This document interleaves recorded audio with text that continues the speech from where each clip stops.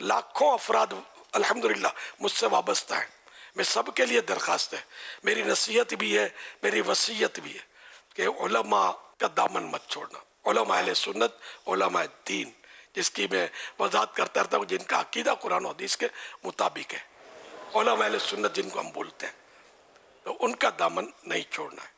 ہاں کوئی اگر عالم بے عمل ہے اور اس طرح کی کوئی باتیں تو ان سے دور ہو گیا بندہ، تو باعمل علماء کی بھی تو ایک تعداد موجود ہے، تو ان کی صحبت میں بندہ رہے.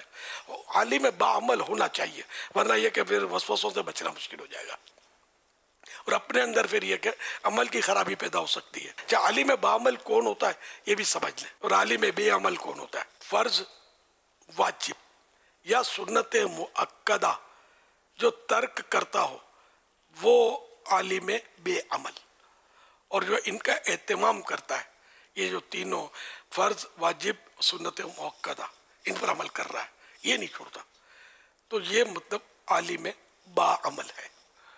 اب وہ پھر اخلاقیات میں گالی بکنا یا جھوٹ بولنا، جھوٹ سے بچنا، گالی سے بچنا، یہ تو فرض ہے، تو یوں بھی تاریخ فرض تو ہوگا نہیں ہے.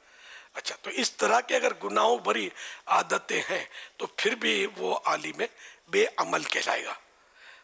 اس میں مطلب اگر کوئی ہے بھی ایسا تو اس کے لیے ڈھول پہننے کی ضرورت نہیں ہے، ڈنکا بجانے کی ضرورت نہیں ہے. پھر بھی ان سے اگر کوئی ایسا فائدہ ہو جاتا ہے اپنی آخرت کے لیے تو وہ حاصل کر لے، وہ نہ چھوڑے.